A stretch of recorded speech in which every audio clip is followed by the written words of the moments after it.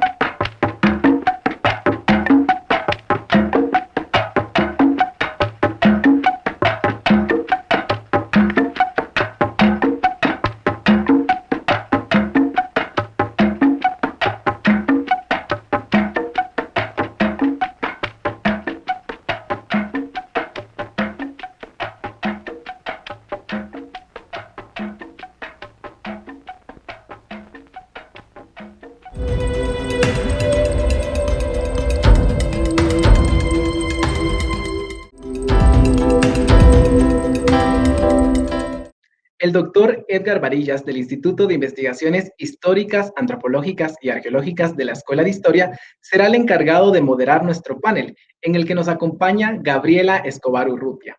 Ella es licenciada en Antropología por la Escuela de Historia de la Universidad de San Carlos de Guatemala y maestra en Antropología por la Universidad Autónoma Metropolitana Iztapalapa, México.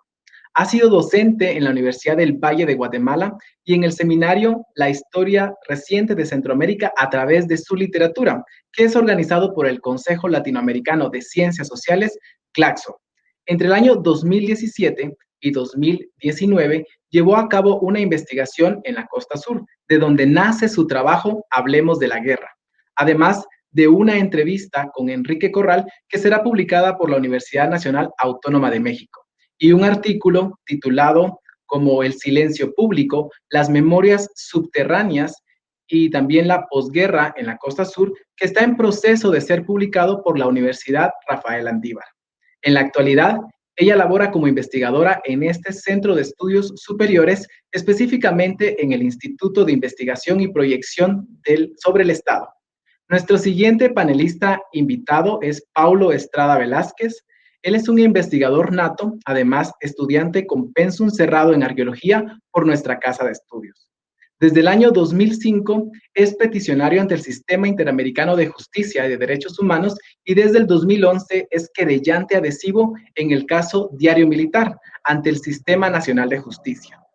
Dentro del ámbito de la búsqueda de justicia, él se ha encargado y participado también en las diligencias de Acto Impacto y posee más de 5 años de experiencia sobre la construcción e investigación de casos. Por lo tanto, ha participado del año 2014 al 2018 en el equipo de investigación interdisciplinario en el Bufete Jurídico de los Derechos Humanos. Actualmente, él es el encargado de investigación de la Unidad de Averiguaciones Especiales de la Procuraduría de los Derechos Humanos, donde se encarga de investigar y construir 10 casos sobre desaparición forzada. Bienvenidas, amigas y amigos, a un nuevo programa de encuentro con la historia, la antropología y la arqueología de la Escuela de Historia de la Universidad de San Carlos de Guatemala. Hemos visto una joya cinematográfica de Centroamérica, la película La Zona Intertidal de Guillermo Escalón ha sido reconocida en toda América Latina como una de los cortometrajes más significativos en cuanto a ficción se refiere. De hecho, la fotografía exquisita de Escalón nos conduce a una historia que se narra a través de analepsis, o lo que en cine se conoce como flashback, es decir, visiones retrospectivas. A partir de un cuerpo en una playa comienzan a aparecer estos flashbacks que nos conducen hasta el dramático final del encuentro de un cadáver por un niño que corre a avisarle a la comunidad de su hallazgo. Esa narrativa, esa poesía, esa delicadeza para la fotografía nos lleva a un drama que no necesita de diálogos para ser explícito. Pero muy probablemente los jóvenes que no vivieron la guerra, los jóvenes que no vivieron los años difíciles de esos enfrentamientos armados que hubo en nuestras naciones, desconozcan el contexto en que se desarrolla esta historia. Para ponernos en esta contextualización y para conversar en torno al contenido de esta película, tenemos dos invitados, así es que le damos la bienvenida a Gabriela Escobar y a Paulo Estrada. Hola, ¿cómo están? Mucho gusto. Hola, mucho gusto.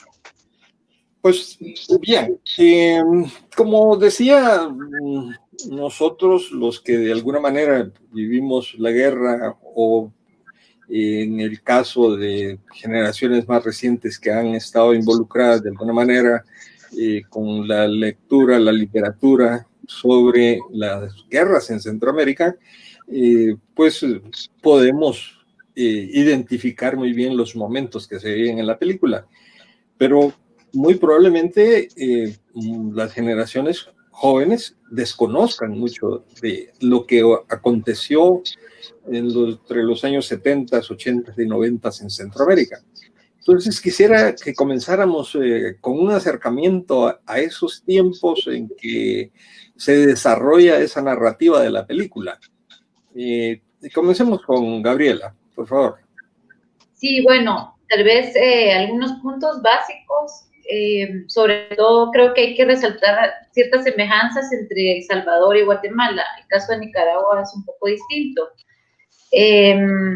Quisiera decir que Guatemala y El Salvador vivieron dos guerras cruentas con periodizaciones distintas y características distintas, pero también con ciertas semejanzas. Solo para resaltar una diferencia, mientras en Guatemala, o algunas diferencias, mientras en Guatemala se considera oficialmente que la guerra empezó en 1960-62 y terminó en 1996, en El Salvador más bien se considera que empezó entre 1979 y 1980 y termina en 1992. En los dos casos, el origen de la guerra tiene que ver con la extrema desigualdad de la sociedad, desigualdad económica, social, y con el autoritarismo, por no decir el terrorismo de Estado ejercido contra las poblaciones campesinas, los trabajadores, los estudiantes, y también tiene que ver con la radicalización política que se vive en las dos sociedades después de la Revolución Cubana, ¿verdad? Otro factor que comparte las guerras de Guatemala y El Salvador es el impacto de la teología de la liberación en las zonas campesinas y en otros sectores, ¿verdad? Que lleva a una politización y a una radicalización amplia de la sociedad. Esos son dos puntos de comparación. También habría que considerar la represión. En el caso del Salvador se considera más o menos que hubo 75,000 muertos. En el caso de Guatemala, 200,000 es el cálculo que se ha hecho. Tomemos en cuenta que la guerra de Guatemala fue más larga, la del Salvador más corta, digamos. Y por otra parte, la guerrilla en El Salvador fue mucho más fuerte, mucho más potente, tuvo una capacidad de ataque mayor que la guerrilla guatemalteca. Entonces, hay que considerar esas diferencias. Y por último, el factor étnico, que en El Salvador no tuvo el peso que tuvo en Guatemala. La participación de los pueblos indígenas en la guerra y el ataque contra los pueblos indígenas le da una característica distinta a la guerra guatemalteca.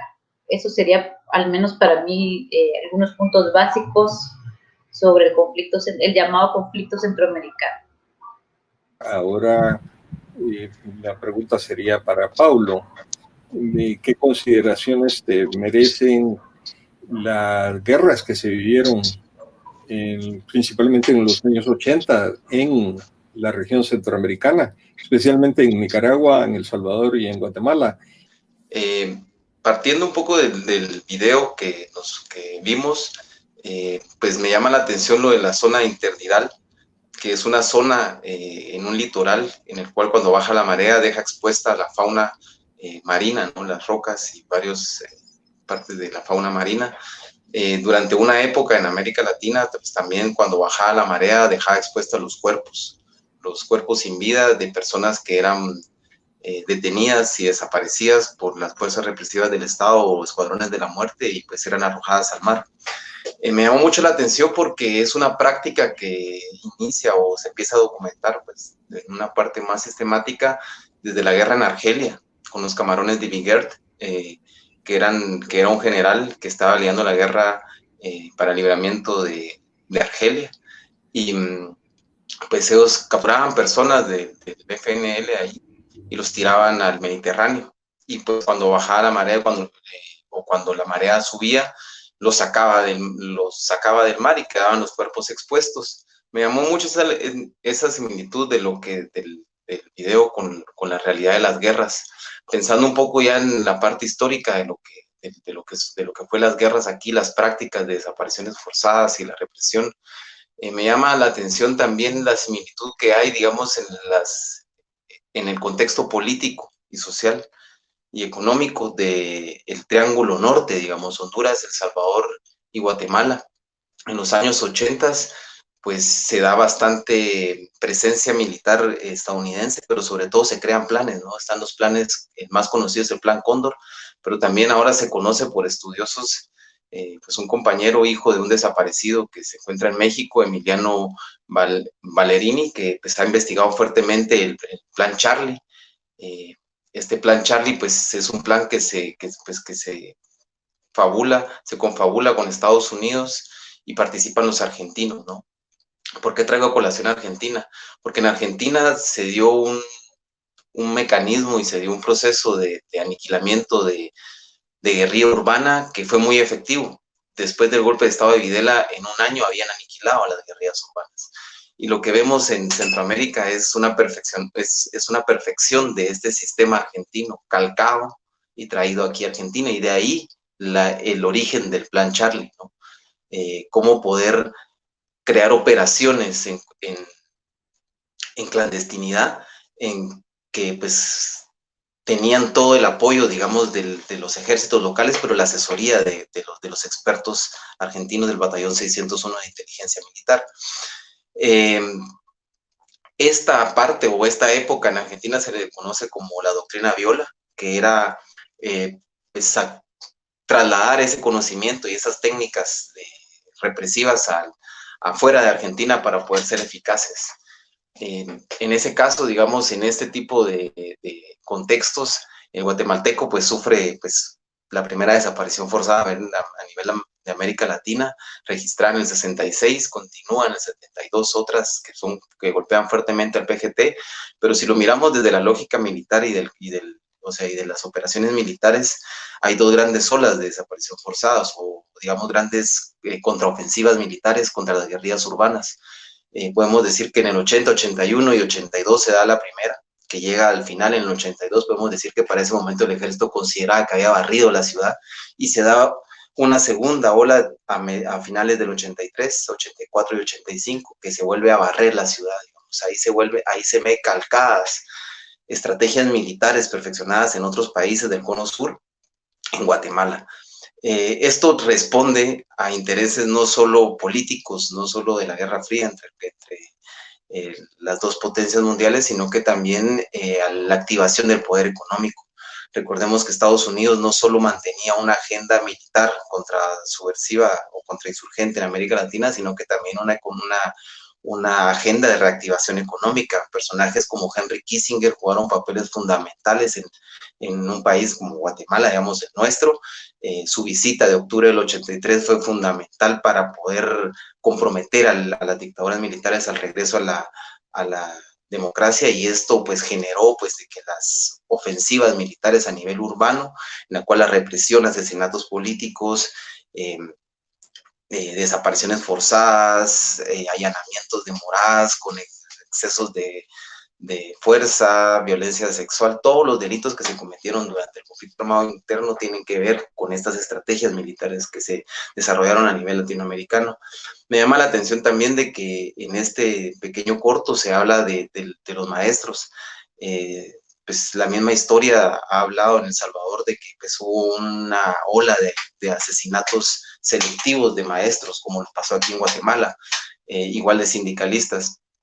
Cabe mencionar de que digamos, estas luchas por querer, digamos, demostrar lo que pasó aquí, o sea, a nivel académico y a nivel de lucha de las víctimas por probar lo que pasó, una cosa es decir, otra cosa es probar que eso pasó, ha tenido sus frutos. Digamos, en Guatemala ya hay un caso que prueba que efectivamente se calcaron documentos de otros países, de otros ejércitos, para poder formar el manual contrainsurgente guatemalteco. Hay 2 capítulos que son de militares franceses que llevaron la guerra en Argelia.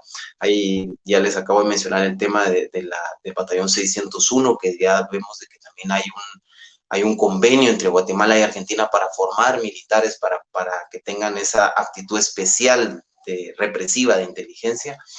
Y pues en el caso guatemalteco se probó en el caso Molina Teyssen este mecanismo de la inteligencia militar. Tenemos que asociar que la inteligencia militar tiene un papel fundamental en las guerras, digamos, en los conflictos armados, sobre todo en Guatemala, ya que es el cerebro, digamos, de las Fuerzas Armadas. En El Salvador actualmente están en un proceso fuerte, en el caso del Mozote que se está ventilando en España, en el cual ya está saliendo a la luz los apoyos de los agregados militares argentinos, digamos, en el tema de las estrategias militares, sobre todo en el caso de los sacerdotes de la UCA y en el caso del Mozote. Esto nos permite, digamos, entender más o menos por dónde estaban operando. En el plan Charlie, que es este plan que se aplicó a América Central, hay evidencia que también hubieron operaciones clandestinas en Nicaragua y en Panamá, perdón, en Costa Rica.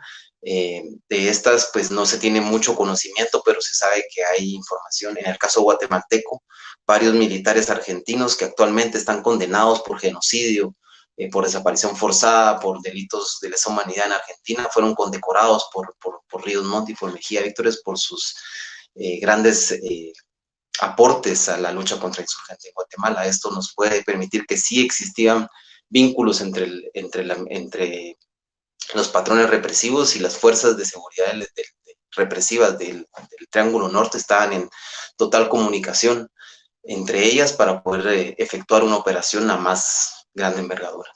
Gabriela, ya que has explorado estas expresiones de la resistencia, ¿podrías hablarnos algo de cómo se hacía para la población defenderse ante un ataque sistemático de la represión, de la limitación de las libertades, de esa violencia que se ejercía desde el Estado hacia la población, principalmente civil? Entonces, este punto que anotas, Edgar, es muy importante, ya que aquí en Guatemala se ha concentrado la investigación y el activismo, se ha concentrado en rememorar e investigar las políticas terroristas del Estado hacia la población civil y hacia la población, hacia los sectores revolucionarios, pero se evade o se invisibiliza la multiplicidad de formas de resistencia y defensa que tuvieron las distintas poblaciones y sectores sociales en Guatemala. Entonces, para dar ese tema lo he trabajado. Entonces, lo primero que quisiera decir es que hay una memoria subterránea en Guatemala y probablemente también en los otros países que guarda en secreto, en redes privadas, en redes íntimas, todas las luchas y formas de resistir ante los ataques del Estado, ¿verdad? Y no solo de defenderse, como digo, sino también los ataques que se lograron hacer contra el Estado. Entonces ahí tenemos desde formas de esconderse, formas de apoyarse entre familias y entre militantes para apoyarse con recursos, desde formas clandestinas, de cómo se vivió la clandestinidad, formas de salir del país, falsificación de documentos, hasta niveles de ataque contra el Estado y sus fuerzas policiales y militares, como sabotajes a puentes, sabotajes a plantas de electricidad y directamente ejecuciones contra comisionados militares, contra funcionarios públicos, secuestros de grandes empresarios que financiaban o apoyaban la represión, y sería interminable, digamos, dar los ejemplos de todo lo que las poblaciones indígenas, mestizas, campesinas, maestros, estudiantes, etcétera, hicieron para intentar parar la represión, pero también para atacar a quienes consideraban sus enemigos de clase o sus enemigos étnicos, ¿verdad? Entonces creo que es un pendiente de investigación en antropología, en sociología, en historia, que es hacer una historia de la multiplicidad de las defensas y resistencias de las poblaciones en Guatemala. La película La Zona Intertidal nos presenta el caso de un maestro que está comprometido con las luchas populares. De hecho, vemos nosotros manifestaciones, vemos esa interrelación entre el maestro y un estudiante, y luego la forma sutil en que la película plantea esa desaparición, esa detención y desaparición forzada que sufre el maestro. Paulo, ¿podrías hablarnos en términos generales de ese fenómeno específico de las detenciones y desapariciones forzadas? Bueno, claro, sí. Bueno, las desapariciones forzadas es uno de los crímenes más atroces de la humanidad. Es un crimen que nunca termina. Es un crimen que se utiliza para crear total impunidad y hay que verlo como que afecta a varias capas, ¿no? La desaparición forzada en Guatemala, pues hay un número de 45,000 detenidos desaparecidos. Es uno de los países con más cantidad de desapariciones forzadas. Se da de manera sistemática. La mayoría de desapariciones forzadas se le atribuye a búsqueda de información por inteligencia militar. Sin embargo, no solo se queda en ese renglón, digamos, hay desapariciones forzadas de mucho tipo, digamos, se llevaron niños que no tenían información para inteligencia, se mataron ancianos, mataron personas que no tenían información, pero sin embargo la práctica sí se generalizó. Actualmente, digamos, todavía se siguen buscando a las personas.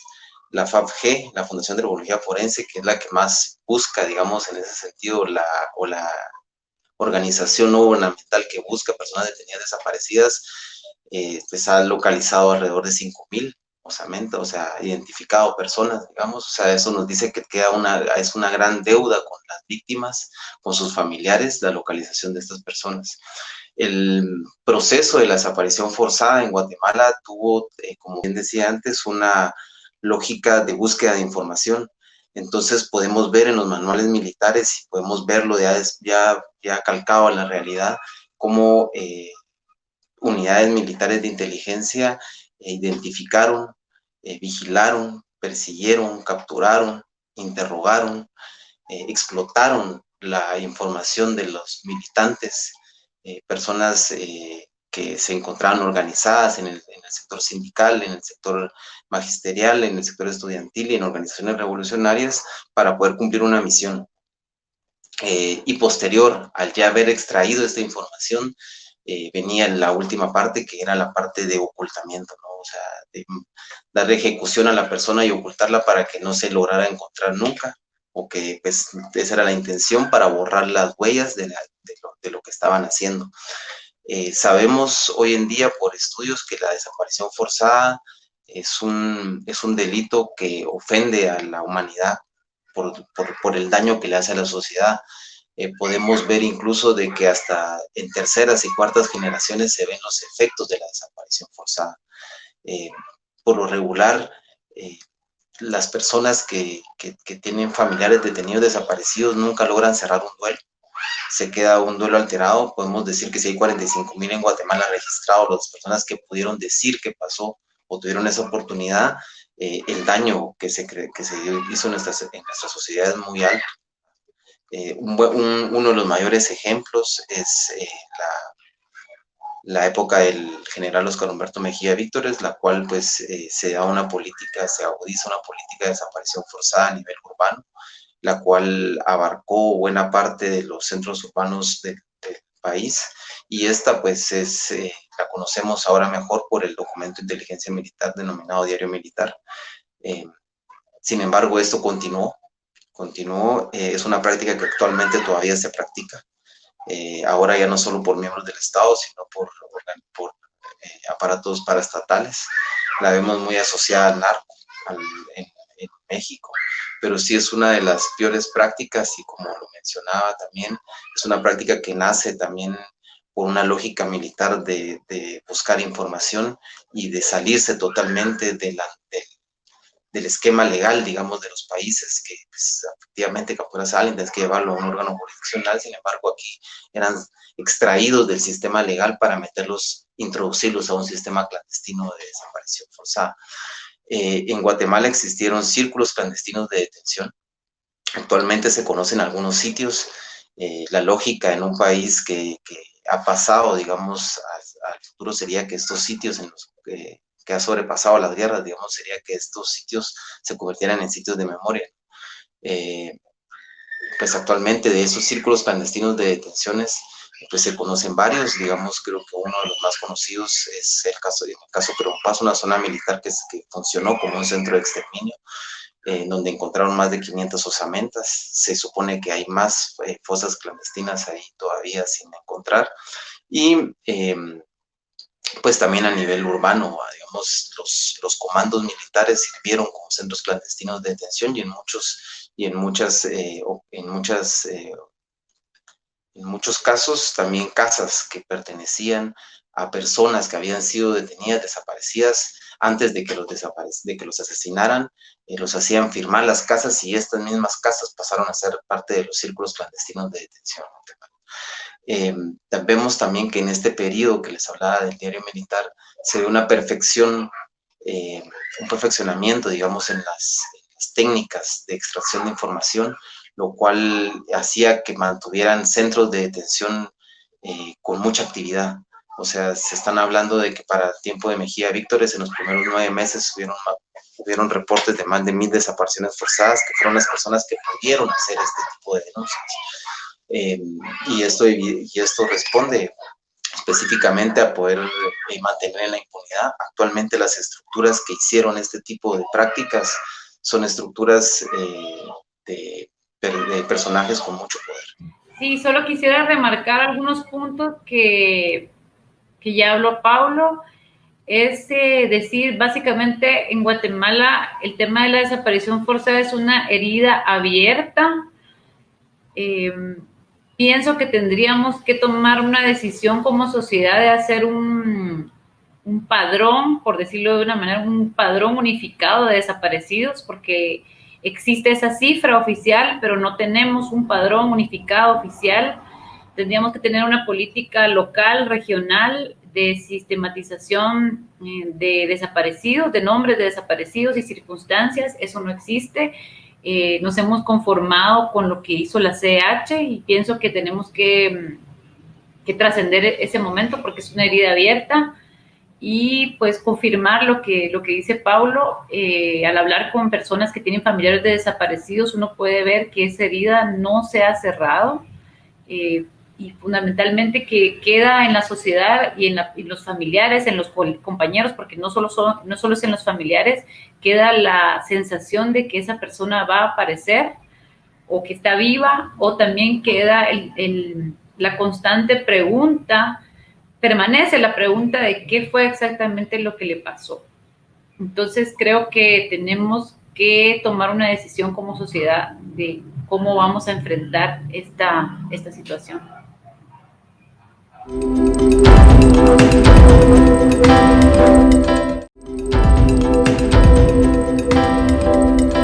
Y esto nos lleva a otro tema, que es precisamente la etapa de la posguerra. Por un lado, se ha tratado de vender la idea de que el pasado ya es pasado, que tenemos que olvidar el pasado, y que para reconciliarnos no debemos estar hurgando en lo que se puede llamar crímenes de guerra, no podemos estar hurgando en víctimas y en victimarios. Pero por otro lado existen distintos movimientos que buscan, por un lado, una reivindicación que se hace a través de museos de la memoria. A veces esos museos de la memoria vienen a ser tan simbólicos que resultan siendo sencillamente ilustrativos, pero que no profundizan en las razones, en las causas de la violencia y en las consecuencias de las mismas. Por otro lado están los movimientos sociales que sí tratan de de reivindicar la lucha de sus familiares detenidos, desaparecidos. Y hay una tercera corriente que es una corriente terapéutica, ¿no? Que trata de sanar las heridas a través de distintas acciones que pueden ser de muchas y variadas formas, ¿no? Cuando hablamos de esas expresiones, Gabriela, como antropóloga, ¿cuál ha sido tu acercamiento hacia esos temas de la reivindicación, de la memoria? Importante recalcar, insistir en estos temas es la diversidad de posiciones que tienen los exmilitantes y los familiares sobre el tema de la memoria y de la historia. Tenemos que partir de la idea de que cada quien tenemos distintas formas de pensar cómo queremos reivindicar o tratar el tema de los familiares o los compañeros asesinados, o cómo se vivió la guerra, ¿verdad? Hay quienes piensan o quieren utilizar la vía judicial, les parece que ese es un camino, quieren hacer justicia a través del Estado. Hay quienes no les interesa, no creen, no les parece una reivindicación válida, aparte de que les puede parecer demasiado largo, demasiado difícil o peligroso tomar la vía judicial. Hay quienes prefieren acercamientos artísticos, murales, cuento, poesía, se sienten más cómodos o sienten que les llena más esta visión. También hay diferencias bastante marcadas entre quienes reivindican posiciones, digamos, como víctimas a quienes murieron y otras líneas que más bien están insistiendo en recordar a la persona como un revolucionario, como un activista, en el caso que lo fuera. De hecho, se ha hecho esta crítica en Argentina, ¿verdad? Que ha sido esta idea de angelizar a las víctimas y quitarles su posición política, su capacidad de acción, ¿verdad? También hay polémicas y diferencias entre quienes, por ejemplo, quieren pedir resarcimiento económico y quienes se oponen a estas políticas. Entonces, creo que lo principal que he encontrado yo a la hora de hacer trabajo de campo es lo que uno va a encontrar es una diversidad de posiciones y no se tiene que pensar que la comunidad quiere el resarcimiento o la comunidad quiere irse a juicio. Toda la gente tiene distintas visiones sobre lo que quiere hacer con su memoria sobre la guerra. También es distinto quienes quieren hacer nada más testimonios, más bien un trabajo memorial, y hay quienes más bien piensan que hay que hacer un trabajo histórico más sistemático y confrontar las memorias sobre la guerra. Entonces, básicamente eso es lo que yo insisto, es reconocer esa diferencia en la manera de acercarse a este tema. Gracias. Y ahora, Pablo, has estado cercano a las investigaciones, pero también al seguimiento de las sentencias, por ejemplo, de la Corte Interamericana de Derechos Humanos, que ha sentenciado a Guatemala en distintos casos de violencia contra la población, de ataques a personas militantes o no militantes, pero que se consideran como enemigos. Sin embargo, en los últimos tiempos hemos visto también una lucha de parte del Estado por desaparecer la institucionalidad para la paz. Esos fenómenos obviamente afectan tanto las investigaciones como los propios juicios, como las acciones reivindicativas y de memoria que se puedan estar ejecutando. Desde tu perspectiva, en las condiciones actuales, ¿hacia dónde se dirige Guatemala?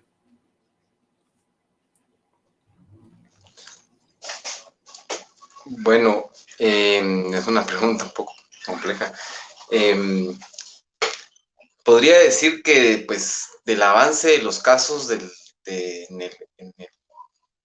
los avances de los casos de justicia transicional de graves violaciones a derechos humanos, pues efectivamente pues, empezaron las primeras denuncias, no caminaba mucho, era muy complejo juzgar a alguien de estos casos. Hay que tomar en cuenta un poco también como principio que existe en la psicología ese tema de la justicia reparadora. Muchas veces en las desapariciones forzadas los familiares prefieren tener justicia, digamos, aunque no encuentren el cuerpo, pero eso repara un poco. El tema de la Corte Interamericana es algo similar, digamos, es una sentencia que te dice que el Estado de Guatemala es culpable, pero al mismo tiempo no hay ningún culpable, porque o sea, no es personal, no es personalísima como el derecho interno. Entonces, en ese sentido, pues, el Estado de Guatemala, pues, ha sido condenado varias veces, reiteradas veces, van como 15 sentencias, si no estoy mal, a nivel de Corte Interamericana, contra el Estado de Guatemala por graves violaciones a derechos humanos. De esas 14 están en desacato o estuvieron en desacato. Y actualmente, pues, toda esta presión que hicieron las familias a nivel internacional, ya que a nivel nacional no se lograba justicia y no se lograba caminar mucho, ha puesto a Guatemala en una situación un poco complicada, ¿no? Creo que ahorita estamos en una etapa de ese plan por desmontar la institucionalidad de la paz que ni ellos mismos saben qué han hecho, digamos, haber deshecho COPREDE, haber deshecho CEPAZ, haber quitado el PNR, el Programa Nacional de Resarcimiento, también a ellos los ha puesto en una situación un poco compleja, porque también ahorita nadie quiere asumir un puesto para la nueva comisión presidencial, digamos, porque se sabe que es una papa caliente. Esto deja a las familias y a las víctimas y a los sobrevivientes en una situación bastante compleja, porque ahorita no hay, digamos, una institución o no hay ninguna persona que te responda por los compromisos o los acuerdos internacionales de Guatemala. Aparte de eso, vemos que para futuro, pues los casos van a seguir saliendo. Hay muchas violaciones a derechos humanos, las familias no van a detenerse, los sobrevivientes no se van a detener pues siempre se van a seguir haciendo cosas. Considero que las víctimas van a continuar su lucha, no sé cuál va a ser el futuro, actualmente hay una parte muy incierta, pues no hay, de parte del Estado no hay una respuesta, sin embargo no es primera vez que estamos así y pienso que pues de que se va a seguir adelante, solo que va a ser muy complicado. Y ahora, para ir cerrando nuestro programa, Gabriela, una película como esta de Guillermo Escalón, ¿qué enseñanzas nos puede dejar? ¿Qué utilidad puede tener para las nuevas generaciones o para reflexionar como país sobre las consecuencias de la guerra? Bien, primero al respecto quería decirte que no sé cuál sea tu opinión, tú conoces mucho más sobre el cine de la guerra en Guatemala. Yo trato siempre de ver lo que se pueda de Centroamérica, pero yo al ver este corto tuve la sensación de que en Guatemala no se ha hecho un trabajo de este tipo, en términos de estética o de estilo, por decirlo así. Me parece que aquí todavía somos presos de una narrativa más clásica. No sé si presos, pero es una narrativa más clásica la que se usa, aunque estamos evolucionando o variando con la película de la asfixia o La Llorona. Pienso que a mí me impactó mucho la forma poética de representar lo que sucedió en El Salvador y me gustaría pensar que nosotros con nuestra generación y las siguientes generaciones van a tener la capacidad de crear nuevas formas de rememorar, explicar y denunciar lo sucedido durante la guerra. Entonces, esa es una primera cuestión que me deja la película, es busquemos distintas formas de hablar de lo que pasó. Creemos nuevas narrativas, no nos quedemos en un discurso normalizado o en unos lemas ya clásicos, ¿verdad? Y bueno, entonces, en segundo lugar, y ligándolo con lo que hablaba Paulo, sabemos claramente que en Guatemala nunca han habido condiciones para organizar juicios, ni siquiera para recoger testimonios hay todavía condiciones de seguridad, digamos, no digamos para entablar juicios contra los represores. Entonces, tenemos que entender que nunca ha habido condiciones, pero que tenemos que crearlas, y que pese a que el Estado ahorita, bueno, el gobierno está desmantelando o ha desmantelado la institución de la paz, tenemos que seguir encontrando otros mecanismos. Y sin duda un mecanismo es la vía artística, la vía de crear nuevas narrativas. Creo que ese es el gran reto de los más jóvenes. Para despedirnos, Paulo, ¿cuáles serían tus conclusiones sobre la película y sobre el diálogo que hemos tenido ahora? Bueno, pues la película, coincido con Gabriela, no he visto mucho trabajo, me cuesta ver un poco el cine de memoria y de estos temas un poco fuerte, pero creo que sí la expresión artística tiene que ser la apuesta. O sea, sin expresión artística es más complejo también expresar qué es lo que sentimos. Hablar de estos temas es muy complejo y, como dice Gabriela, no hay condiciones. Actualmente hablar de esto es como hablar de muerte, no es, todos te empiezan a alejar de vos, todos empiezan a ver que estás hablando de cosas un poco extrañas. Creo que esa debería ser la apuesta. Considero que este tipo de diálogos en los que se adentre en el tema de las graves violaciones de derechos humanos en Guatemala, creo que son fundamentales para entender la historia y sobre todo para entender el contexto actual, saber qué actores estuvieron antes y qué hacen ahora. Es muy importante para que las nuevas generaciones también sepan contra quién tienen que enfrentarse para hacer cambios sociales. Gracias, Paulo. Y Gabriela, tienes relación con jóvenes. ¿Cómo ven ellos esta etapa que vivió nuestro país, que vivió Centroamérica, que vivió América Latina en general? ¿Cuál es la percepción que tienes? ¿Ellos se interesan por estos temas o, por el contrario, tratan de desentenderse de este pasado histórico? Sí, bueno, mi percepción es que los jóvenes tienen un gran desconocimiento de lo que sucedió en la guerra. Más que desinterés, es desconocimiento, porque este desconocimiento impide que haya un interés, ¿verdad?